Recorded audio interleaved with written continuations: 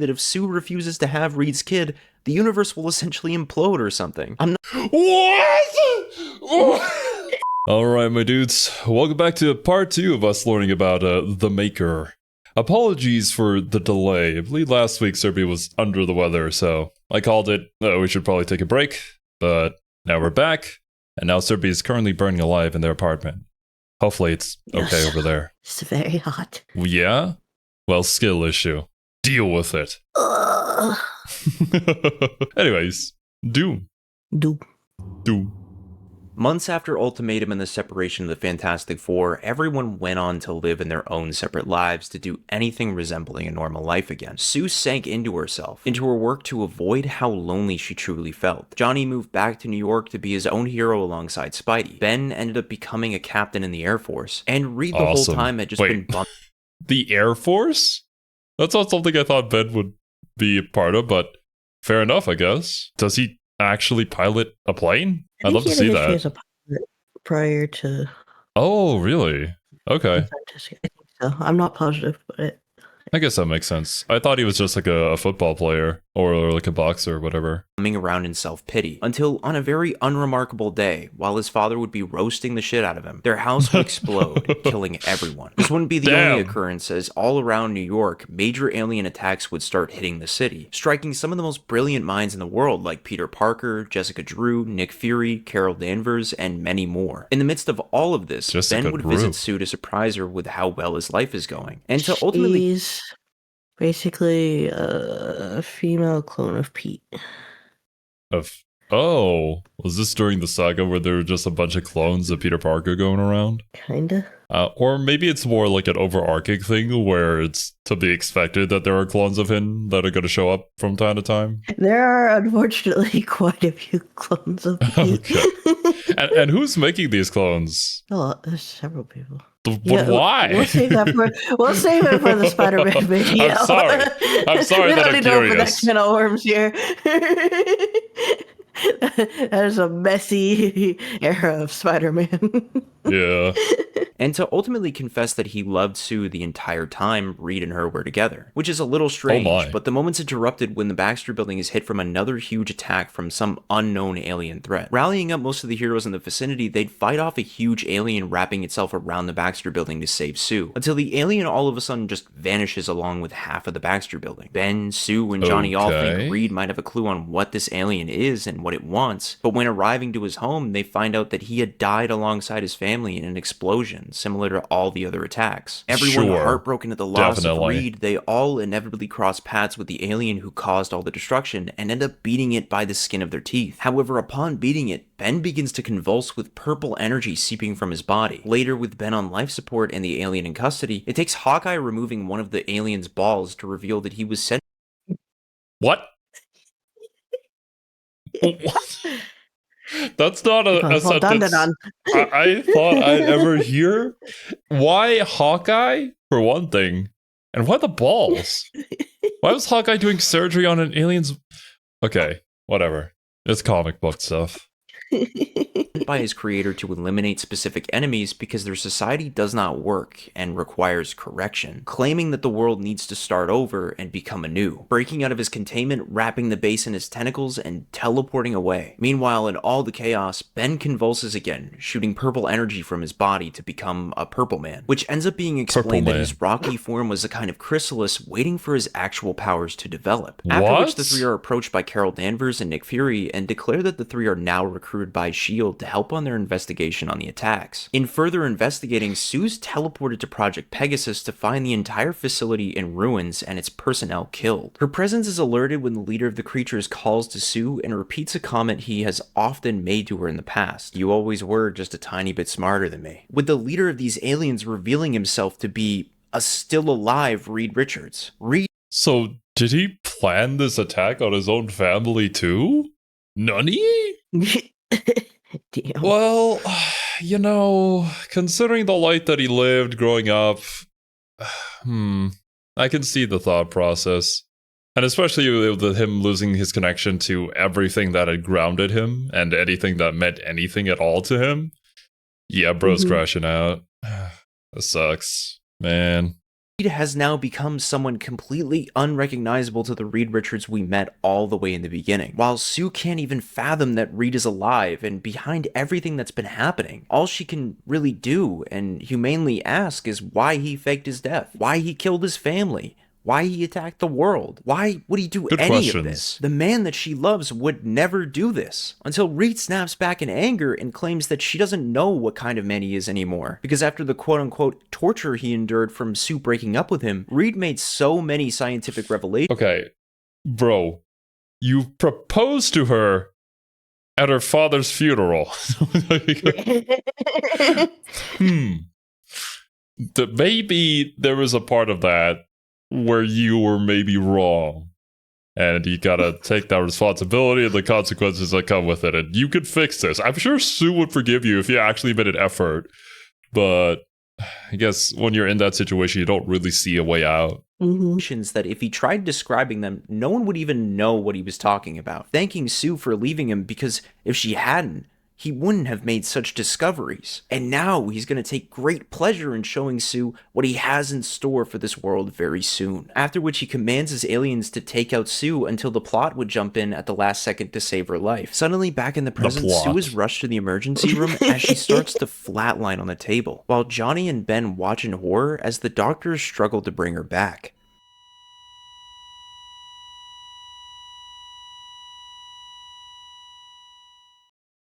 I don't like this world, Susan.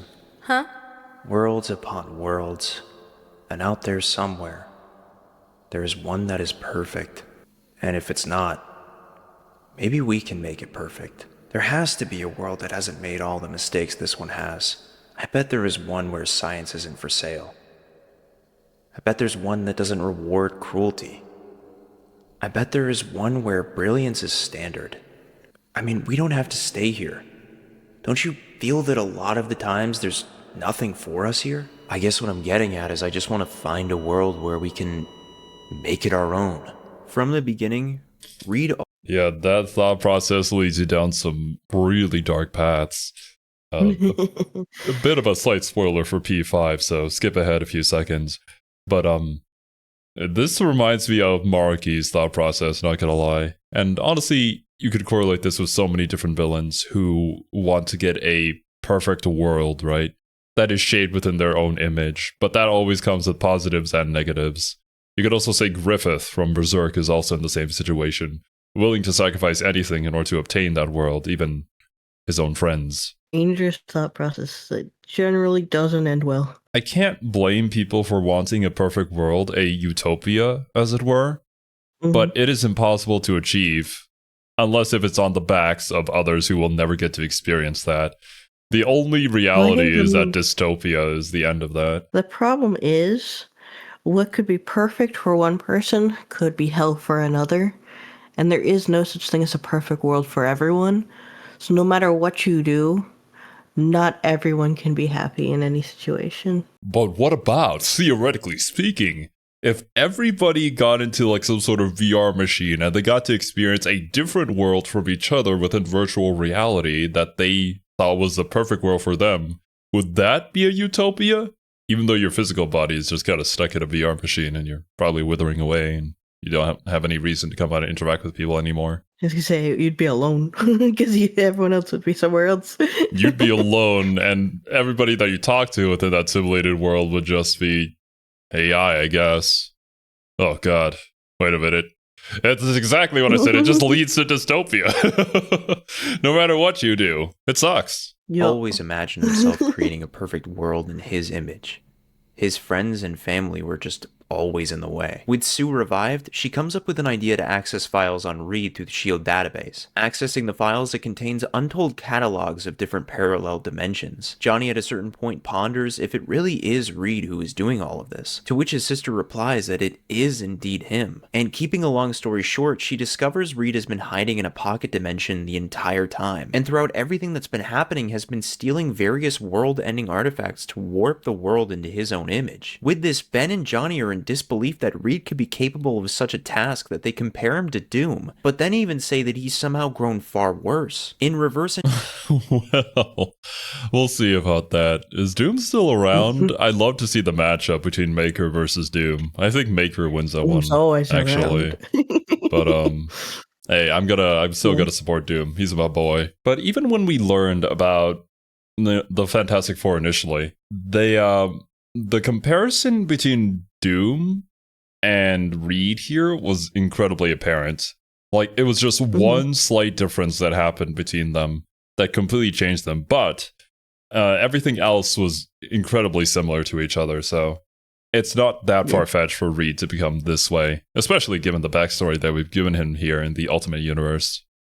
Engineering the tech Reed used to teleport half of the Baxter building, Ben arrives to Reed's pocket dimension alone to see if it's really Reed in there. Showing himself, he asks various questions to see if it really is Reed, and Reed answers every question flawlessly, absolutely breaking Ben's heart. Reed at one point even tries convincing Ben to join him, up until Ben ultimately calls in the cavalry. As punishment for hurting his sister, Johnny flies in and mangles Reed's face. In the battle, the heroes manage to steal the technology that Reed was using to create his new facility and jump between universes, causing the entire facility to collapse. Reed's pocket dimension crumbling and his plan with it, Reed would end up getting flung from the facility, causing him to drift aimlessly in the negative zone, seemingly putting an end to the story of Reed Richards. Once after saving If you don't see the body, he's not dead.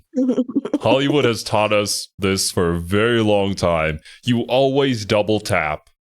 the day, the heroes return home. Sue approaches Ben and professes her love for him, as he did for her before the attack started. She even proposes to him, which catches Ben completely off guard, stating that every good moment she has ever had was because he was near her. And with that, he accepts. And somewhere, adrift in the negative zone, Reed is alive. In the actual comic books, it's 616, right? Is there any sort of feelings between Ben and Sue at all? Because, I mean, Ben's already happily married with children there. Last we heard of him. I don't know the Fantastic Four that well, so I don't know. Maybe. Maybe, I guess. But, could have been dropped. And this is a completely different thing anyway, so they can really do whatever they want. I was gonna say, I can see it going either way. Maybe. Or maybe not. Flying adrift in the negative zone after his defeat, Reed would scrounge together whatever he could find still remaining from his destroyed base, vowing to start again in his quest to reshape the world in his own image, returning home to cultivate a group called the Tomorrow Children, a group of only the most brilliant of pupils to learn under Reed in a place constructed in the Maker's image called the City. Whomever is unable to keep up for whatever reason should be disposed of, for only the flawless should live in a perfect world. With nothing left to do, they get to work. Damn. At least he's upfront about it. He's like, most of you are going to die. They expand upon the city for over 1,000 years, creating things of the likes no regular person could even conceive. While on the outside, to a regular person, time for the city's development only passed just a few days, due to time flowing much differently in the city. Over the 1,000 years, the Maker and the Tomorrow Children worked tirelessly to... This particular panel reminds me of a manga called Blam, which is if you guys haven't seen it before, I highly recommend it. It's so cool, man. So cool. Yeah. I had never seen a manga that told its story through background artwork, but this one is so goddamn detailed and so immersive. I've never seen anything like it. I don't think I'll ever see anything like it ever again. Yeah. Build the perfect society. Always building, always improving, always expanding, always evolving, breeding and creating only the most perfect of individuals, all assigned for different roles to further grow the city. Once fully constructed, the Maker and his children would face against the Ultimates and display their power by effortlessly wiping Paris off the face of the earth and absolutely decimating the Asgardians. Fuck you, Paris. Damn. Some people may make the joke here that nothing was lost. Me, I don't feel that strongly about it. But hey, bullying the French seems to be a popular thing. With Thor, the last of his kind, left to stand against the Maker, Reed removes his helmet, and over the last 1,000 years, amassing so much incredible knowledge, he developed a cone head. To briefly explain, Got the cone head. No. So that actually is the shape of his head. That's kind of insane. He's just piled up knowledge that much that it's just become like this. God, don't read too many books, guys. It's dangerous. Oh. Yeah. he basically has a pinhead because over the 1,000 years that he was alive expanding upon the city, he had to store all of that smart somewhere, so he just grew his head to be a cone. Anyways, the Maker Oh, so after the 1,000 years, I guess, yeah, that makes sense. You're not supposed to be living that long as a human normally, so abnormal things are definitely going to start happening to you. tells Thor that the city will stay, that they will only continue to grow, that they won't seek violence unless they are stricken first, adding to the message that he was always right, and he has created the perfect society. In response to the Maker's message, the Ultimates make several attempts to stop the Maker, but the Maker is just leagues above everyone in every way. The Maker and his children of tomorrow have evolved to a point where they essentially transcend every power the world can muster together, proving to be otherwise unstoppable to the point where the world is playing a game of chess with the Maker, only they've completely run out of moves, they've hit checkmate, and the only move left is to just throw the whole game away. So with no other choice, the Ultimates just do that. They throw the Celestials and the Eternals, they manipulate the Hulk to strike the city, and they let the President launch the entire country's arsenal of nukes at the Maker. Yet every single attack fails. The Celestials and Eternals are slaughtered. The Maker convinces the Hulk to join his side, and the total damage of the nukes... How? How? How's he so smart that he's able to reason with him in his rage mode where he isn't very logical? Huh. Guess he's just built different. Yeah. It's like those dudes that can stare down at a charging elephant, and the elephant just kind of gets like scared of them or just calms down immediately. Like, how? caused was barely even 10% of the city. In retaliation, the Maker uses one of his most prized children to wipe Washington, D.C. off the face of the earth. You are death, the first and last of a generation. Where there is life, you will end it. Where there was hope, it will die. You are the last of days, the end of an era. The boy who killed America.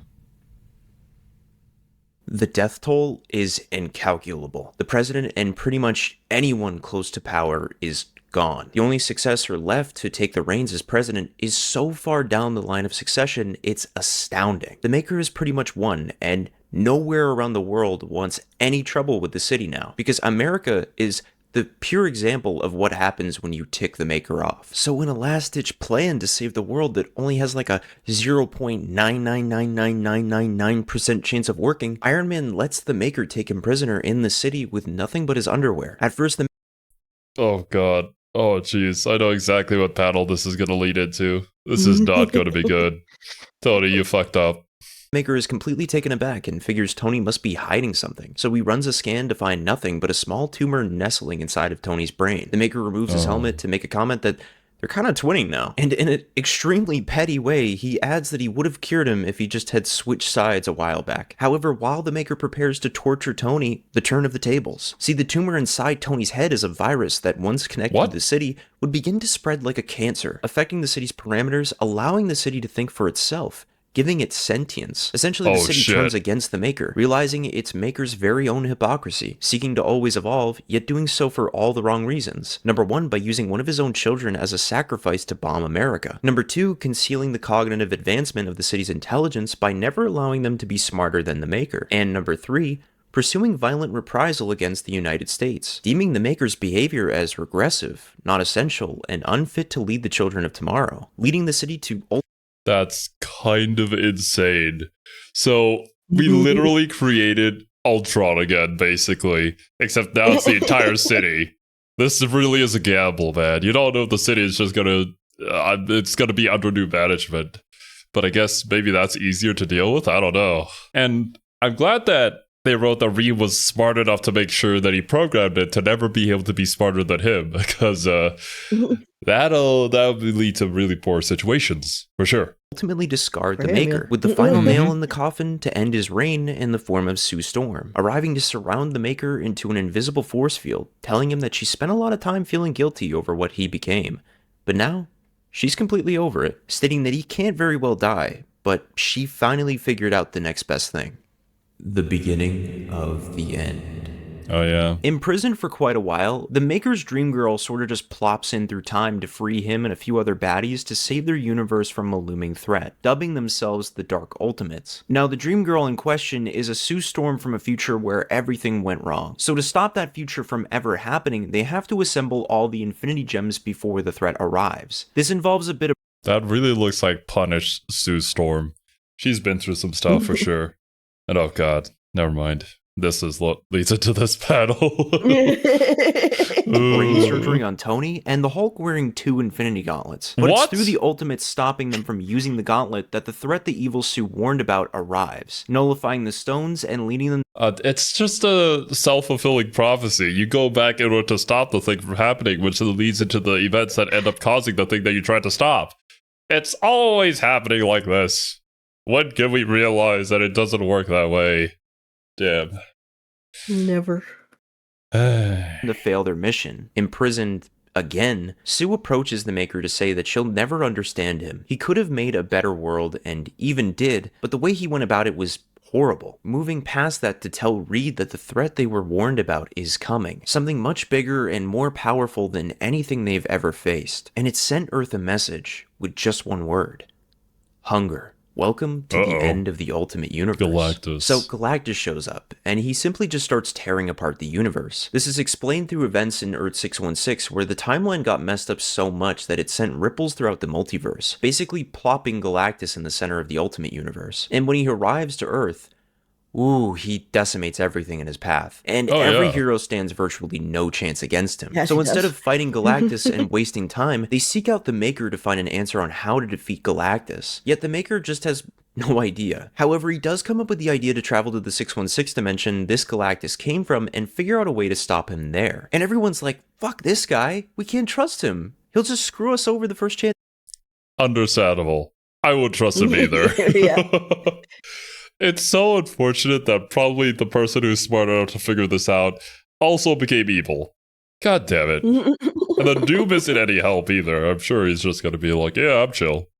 Unless if, Galactus encroaches upon Doom or something. We'll see. He gets. But really, they have no other choice because the world's already ending as it is. So when Reed, accompanied by Miles, arrive to Earth 616, they enter the Baxter building seeking answers on defeating Galactus. They find the answers pretty easily, however, Reed finds out that on Earth 616, Bro, that could have been you, bro.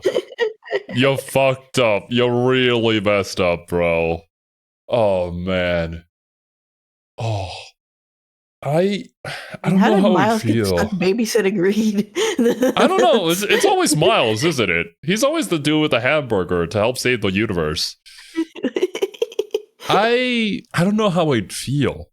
It's like I have goals and aspirations that I had before that I kind of moved past from because it wasn't very realistic anymore and I just wasn't seeing the results that I wanted to. But imagine if I got access to a time machine and then, there was the many world lines theory going on. So I traveled to a different world line and then I see that I could have done those things if only I tried a little bit better and made some different decisions. How would that crush me? How would my soul be after that?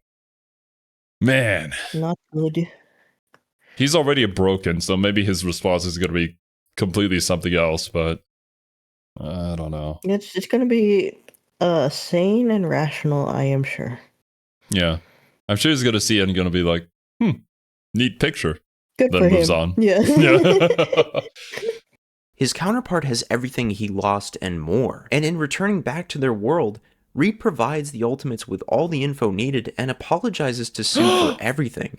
What the? Let's go! I hope there aren't any nefarious reasons behind this, and it's just a genuine sorry. My bad, bro. Apologizing that it took so long for him to see just how beautiful the world truly is. Through the efforts of every hero on Earth, combined with the data the Maker managed to... X'd it out. Press X to download. I'm sure everybody was like opening their arms and being like, hey, welcome back to the team. We missed you, Reed. And sure, nothing bad will happen in the next 50 minutes of this video. We'll be fine. Retrieve, they'd be able to stop Galactus, but at the cost of several of Earth's mightiest heroes. In the Makers saving the day, there isn't much cause for celebration, and all really anybody can say or do is, yeah, He survived. we just keep going. Reed is also sort of given a second chance after saving the world, and for a brief moment he tries to be better than the man he once was. The writers, try to push a redemption arc onto Reed, but it doesn't go on for more than 2 days according to the timeline, simply because for Reed, there is no going back at all to that heroic Mr. Fantastic he used to be. The guy committed a genocide twice. He killed his own family, and he tried to rule over the world. Really he go resembles back from more that. that of Doctor Doom than Mr. Fantastic, and in the following story arcs, it's like he tries to play it off like it all just never happened. But you just can't ignore it, because it did. There's just no going back from that.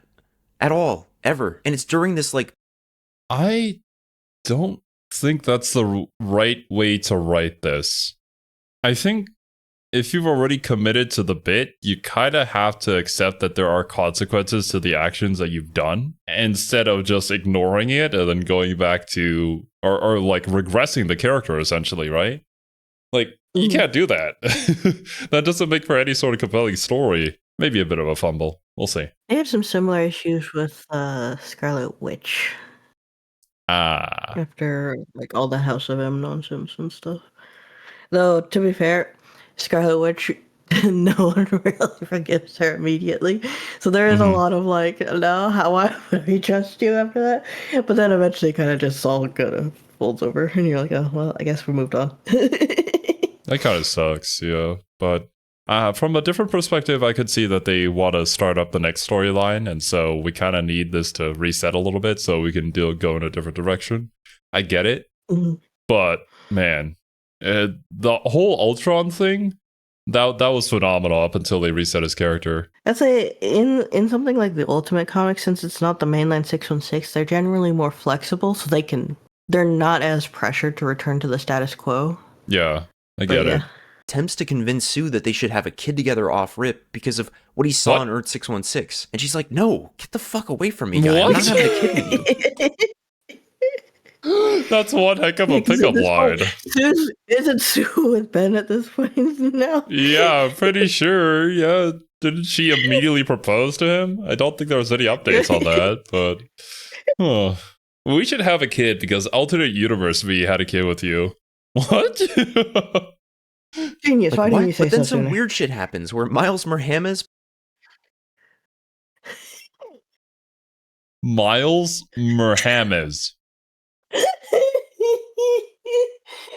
What the fuck is happening? What? Hawkeye cutting off some alien's balls was one thing. What am I looking at? plops into the Ultimate Universe to basically say that if Sue refuses to have Reed's kid, the universe will essentially implode or something. What? Imagine. You must have a child with this man who you hate at this point in time, or else the universe blows up. Wow. That fucking sucks. That really sucks. If it was old I don't Reed. like the way this artist draws pigs. He does look very human here. Very. It's very uncanny. Yeah.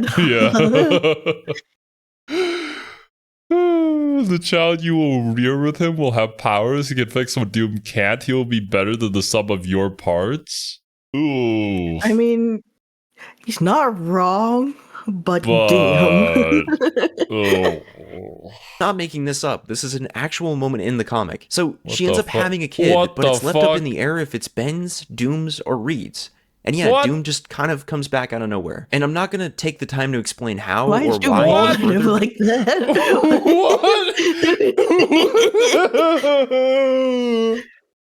What? What is happening? Some shawarma?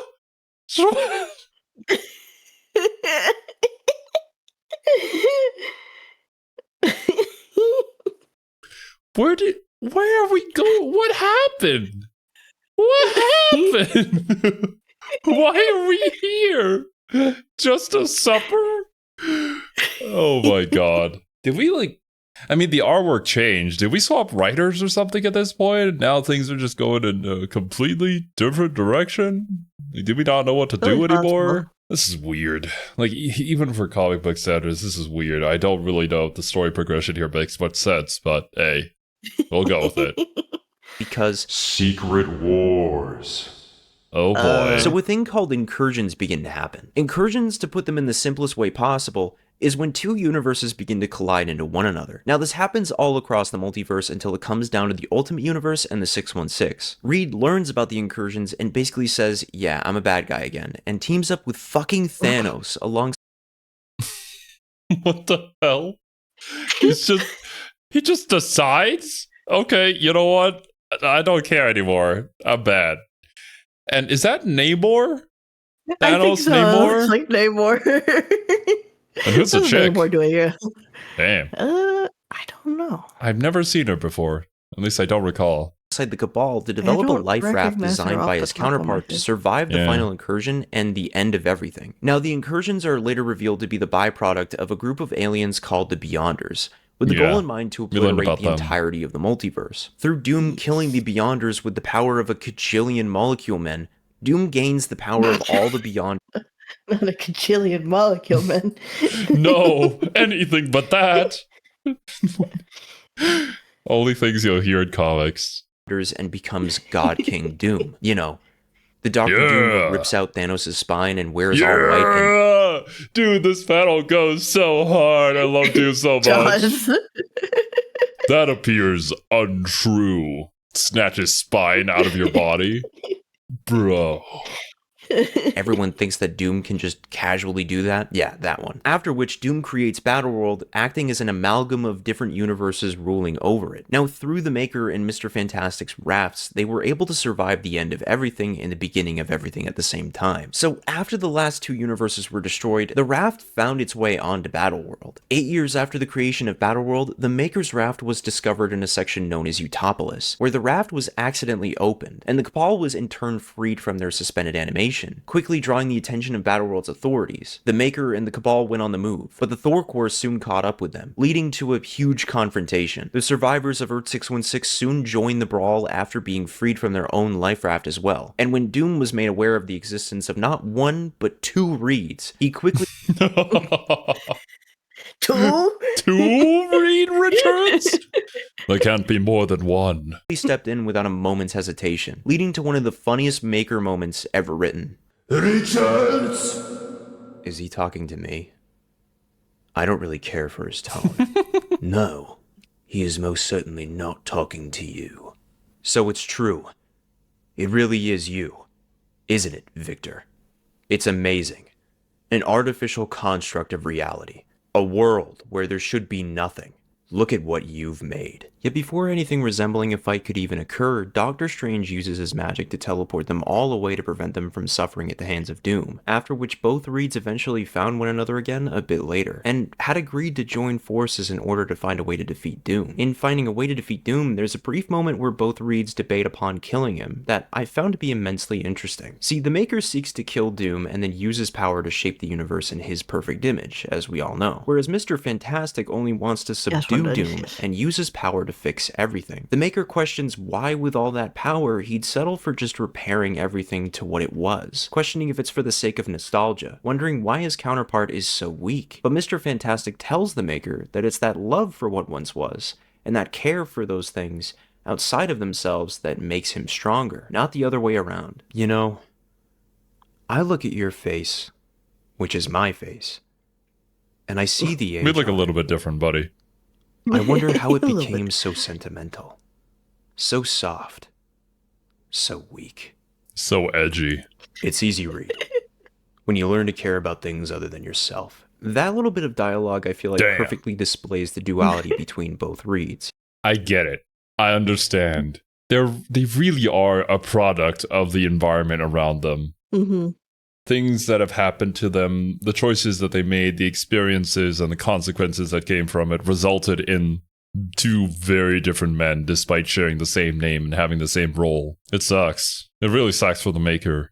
But hey, it's great for us because we get to see something awesome. And if you want to take it even further, this all purely stems from both of their Content. fathers. See, on Earth 616, it was the positive reinforcement from his father and even his final message to Reed that sent him on the right path, by telling Reed that in order to solve everything, he'd also have to lose everything in the process. And if you want to give up everything, then all of it simply never mattered by that point. Whereas the Maker's father was just a piece of shit that, if anything, never considered Reed his son, setting the precedent that if he was never good enough for him, he'd be damn sure he'd be loved by everyone no matter the cost. Thus, the Maker sacrificed everything to solve everything, losing his way, and in that becoming utterly soulless. I hate to break the flow of the video, but it's a parallel I can't help but point out because it's just so important to understand going forward. And when it's finally time to steal Doom's powers, the Reeds would use a distraction to sneak into Castle Doom and finds Doom's source of power in the form of the Molecule Man. Find the quietest place in the world, call it here, Maker. call it now, and if you close Listen. your eyes and listen, Do you hear that? you can hear the screaming.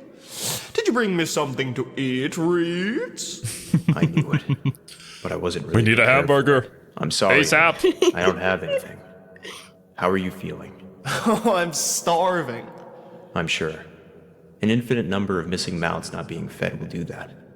But I think we can help. So this is the battery? The repository for all of Doom's power. Yes. Hello, hello, hello. Hello yourself. And if you don't mind, please excuse us for a moment. I need to show Reed something. What is... Oh, this is something I've been saving. You have no idea how hard it was to construct a device capable of creating a proper temporal bubble out of available materials on this retrograde world. But I did it. I overcame like we always do. The interesting thing about all this is that it's not like conventional time travel. It's not point to point. More like a closed temporal environment. So theoretically, one should only be able to move forward in time to evolve. However, you and I know differently, don't we? One actually can't holistically visit the past. It's a place of regret. And my goodness, does it hurt. You really do have the villain I monologues suppose I down, could don't you? apologize for this betrayal. But I My god. We actually returned to Monkey. Ninja monkey. No. saw you almost start crying up there with that woman who isn't your wife, and I just couldn't tolerate that kind of weakness. What's the endgame here? Nostalgia for something that was never yours anyway? Really, Reed? Who's interested in a weepy god? Me. She's mourning in the You background. got one extra Oh, that damn. can holistically enjoy pizza. And it comes in slices. After seemingly dying at the hands of the Molecule Man, when Mr. Fantastic was subsequently given the power of Doom by the end of the story, he began recreating all of reality. As the Molecule Man powered up Reed's new multiverse, he placed the sliver of the Maker in every reality, leading to the presence of the Maker's mind spread throughout every Why? universe as a single mind inhabiting a different body for each new reality. Shit's about to get real, I'm just letting you know. Why? Why did we Do you do want to know that? something? The MCU's current projected projects is building up to Secret Wars, and I've got no idea what they're gonna do with that shit. We'll have to see for sure. I recall reading some comments about how it would be perfect to have the Fanforstic version of Reed become the Maker, because they already had the Yeah. ultimate version of Doom in that movie. So It could be interesting. This is where I'm like, I feel like MCU could do some really cool shit. Because obviously they'd have to change some characters around, which is fine. But it's like, I would love to see the Maker on screen. Like, that's just, he's such an interesting character. I think it could be really compelling in live action. But also, I'm like, I don't, how badly they could fuck it up, I don't know. it's hard to say. Like, some of the latest movies have been great, but I was gonna you say, still there's gotta be such high cautious. highs and such low lows in the MCU that I'm just Yeah, like, yeah. where would it fall? I don't know. I mean, superhero movies in general now have been going in a pretty good direction. Like, the latest Superman movie was really good. I hope I need to watch both it. Yeah. both of them continue this trend of actually making good movies. I What a agree. concept. It seems like Marvel is wanting to like put in more effort than they were for a little bit there. I don't know, from what Feige was saying. We'll see. We'll see. see. They have a lot to restore, I think, people's faith. But Yeah. inhabiting a different body for each new reality. Shit's about to get real, I'm just letting you know. The family affair. So while in the process of making this video and the script and all that stuff, in my downtime, coincidentally, I started reading the paperback for Infamous Iron Man. The book that a lot of people are saying because of the announcement that RDJ is going to be Dr. Doom is about Tony Stark becoming Dr. Doom, which is quite the opposite actually. In the book, Victor Von Doom has sort of learned the error of his ways after Secret Wars and goes on a path of redemption, donning the mantle of Iron Man in Tony's absence. During this path, his mom sort of comes back in his life and plays games with him from behind the scenes. And while I was reading one night, I was shocked to see the ultimate text font, because when the Maker gets split into all these different realities, the one thing that sticks with the Maker in every one is the ultimate text font for him. Whoa. Specifically, the font used I like that. can tell you that this is a slice of the Maker. That is really smart. I enjoyed that they know how to use the medium of comics to its fullest extent. I mean, we've seen examples of this, of like characters coming out of panels and whatnot, and then having that be a part of the whole universe. But this is neat. Every other universe is like all caps, but his always stays the same text font. But anyway, I thought surely after reading the entire reading order that this couldn't be the Maker. It was. And you could say he was making something alright. Making love. Oh. Oh. Uh-oh. Whoa. The Maker, Reed Richards, got back at Doom by making love to his mom? God damn! He's evil! That's a choice. Hey, you go for it, man. You went there. Yeah. With Dr. Doom's mom. Yeah! Wouldn't it be funny if I just ended the video with that being the reason he's Marvel's ultimate villain? You wouldn't be wrong, not gonna lie. I kind of have a certain respect for the guy now. It's pretty insane. So after pretty much getting turned into several slices of fucking ham, the Maker sets his sights on the reborn 616, which had become the focal point of the new multiverse. With new resources at hand, the Maker desired to re-merge the multiverse to prepare it for a looming war. To this end, the Maker became the leader of a scientific I like when they group draw the called- Maker just completely maniacal. Unfortunately, we're on the bottom right of the screen, so we're both blocking it, but I assure you guys, it looks pretty good. Well, evil. The Maker became the leader of a scientific group called Whisper. Initially, upon leading Whisper, Literally. he works behind the scenes conducting the most grotesque experiments on others to create an unstoppable army. This plan was, however, thwarted by the New Avengers of AIM, led by Sunspot. In turn, the Maker sort of develops a hatred for the New Avengers, especially for Sunspot, because by this point, the Maker is just an asshole who can't admit he may be wrong about something, or that someone could know more than him. For the Maker, he has... I mean, Maker is too far gone now at this point. Like, we really don't need a redemption arc for this guy. We need him gone in a satisfying way in order for the universe to be okay. Or I guess he can just continue to be some sort of looming threat for our heroes to overcome. Or several different teams of heroes to overcome from many different universes, because the Maker's reach is infinite, basically, at this point. Yeah. to believe himself above everyone at the point he's reached. And then this fucking guy just starts one-upping him at every turn. The Maker can't have that. He has to be perfect. He cannot have someone equal to him, kind of like someone else we all know. Realizing that he needs resources for his ultimate goal, and finding that the New Avengers have pretty much everything he would need, the Maker starts to play behind the scenes, bugging the New Avengers HQ, rallying up a group of villains, dubbing them the Revengers, and systematically breaks Nice. Good naming sense. Hell yeah. each member of the New Avengers. The Maker waits till the team is at their weakest, and finally pounces. But there's a twist. See, the Maker isn't from 616. He's from the Ultimate Universe, so therein lies the Maker's slight problem. Now, where the Maker had bugged the New Avengers HQ, Sunspot caught on quite quickly, due to the Maker using outdated equipment, feeding the Maker what he wanted him to see and hear. And after the New Avengers basically took advantage of this and bombed his headquarters, the Maker kinda just retreats and leaves the New Avengers behind to just sort of figure it all out by themselves. And I kind of love how the through line for this was, bro, you're a boomer. Get on my level. Wow. Yes. he decides that he's just gonna try and kidnap the president and sell him to the highest bidder. But in another turn of events, Sunspot just posed as Sunspot really out here like, fuck you, man. Who is this man? Who is this Sunspot? This is the first time I've ever heard of this guy. What? Why is he always one step ahead, 3 steps ahead of Reed Richards of all people? My God.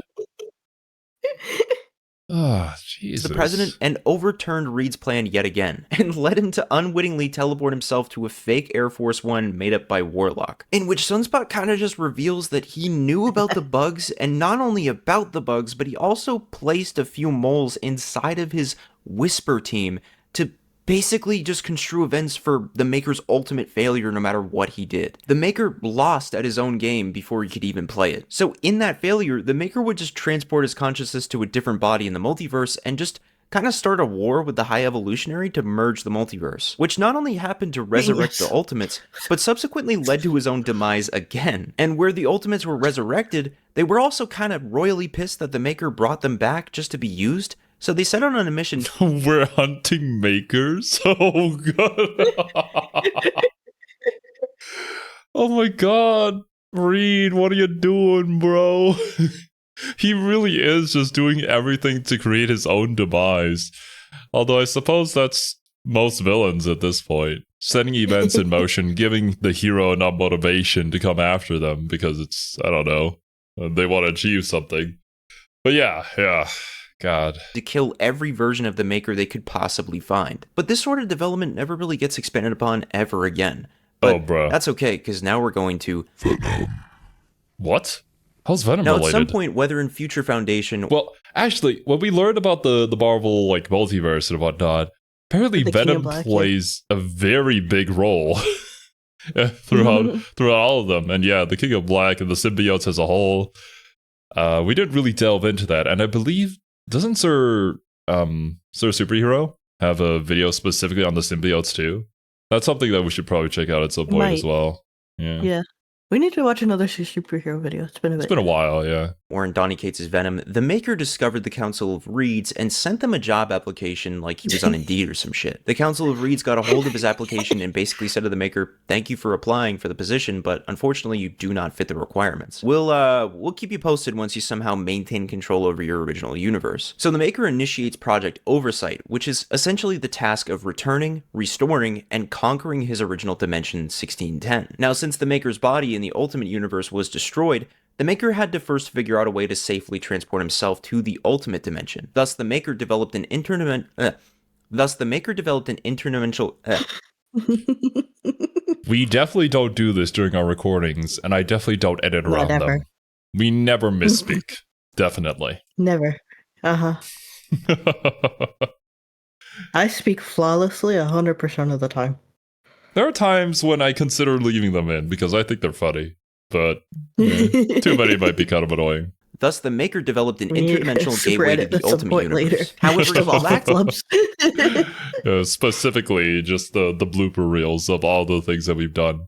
It'll just be like a full hour of you yawning and Batman barks. Something to keep himself safe through the travel physically and mentally. So the Maker would retrieve a damaged sample of the Venom symbiote from the Ultimate Universe, and hypothesize that if and when bonded to the synthetic symbiote, he could safely return to the Ultimate Dimension. But that'd only be possible if the synthetic symbiote were repaired. So the Maker hatched a plot to steal a sliver of symbiote from a symbiote dragon that had been frozen for millions of years. A symbiote dragon? That sounds awesome! Does it also transform too? Hell yeah, dude! However, this went horribly wrong and set off a chain of events that woke up the goo god of darkness called Null. Through great effort and little time, the Maker would show up a few times to study Eddie Brock and... description. The goo god of darkness. Yeah. It's not inaccurate. And it perfectly encapsulates the character. Any symbiote he could possibly come across to see if by some means he could combine both regular and synthetic symbiotes to accomplish his plan. Yet upon attempting to combine them, Null cultists stole the sample and bonded it to Cletus Cassidy, which thrust everyone into absolute carnage, where Carnage is basically fucking everything up and hunting down people who have bonded with symbiotes in the past, so there's a lot of people apparently that bonded with symbiotes. We're definitely gonna have to learn about the Venom stuff. that he can suck up their so that he can suck up their symbiote juices and become stronger. The juices are called codices. Now, the Maker helps Eddie Brock develop a machine that can strip all of the juices from past users safely so Carnage can't get any stronger. But he doesn't do this to help Eddie. It's a heroic front to mask his intention of rallying up a bunch of codices so that he can steal them all and merge it with his synthetic symbiote. So the Maker's like extracting these codices from people, and while he's doing this, he's supposed to be protecting Eddie's kid Dylan Brock and Normie Osborn, right? So when the Maker thinks he's alone, he unveils his helmet just showing off his pinhead. And the two of them just out loud go, ew, what the fuck? Why do you have a pinhead? And the Maker's like, fuck these kids, man. Valid. And just tries to kill them, merging with the codices to become this scary, gooey spider creature. Now he merges with the codices so that he can bring them back to his home base to merge the synthetic with the real thing. But some heroes end up getting in the way by covering him in napalm and burning him to a fucking crisp, ending his story. Thank you for watching. Don't forget to leave a like and subscribe, and I'll catch y'all on the flip side. Mhm. Nah, I'm just kidding. The Maker manages. Okay. Yeah, that was a weird like reason to completely throw away your own plans. Just absolutely bodied. Brother, think a little bit. You have that brain for a reason. to get away with his life, but he doesn't have the symbiotes, so he gets to work on a slightly different way to repair the synthetic symbiote. Eventually, somehow, he accomplishes his goal, it's never really explained, and walks through the interdimensional gateway to find that the Ultimate Universe is in complete and total ruin, much to his delight. Now, after this happens, in the story King in Black, this one guy I mentioned earlier shows up and consumes the world in total darkness. Venom, through the power of Captain Universe, ends up killing the god of symbiotes and basically takes his place as the god of symbiotes. And through the collective hive mind of the symbiotes alert Eddie that the Maker is in the Ultimate Dimension plotting to destroy their dimension to impress the Council of Reeds so much that they'll make him Employee of the Month. But he's not really doing it to impress them to become Employee of the Month, but he just wants to do it to kill all of the rest of the Reeds because he fucking hates Reed. With that information, Eddie tells— But you're also Reed. You could have been them. But, oh man. Oh man. Whatever. It's not like he's thinking at all at this point, despite brain big. No thought process went into any of this. Brain big but empty.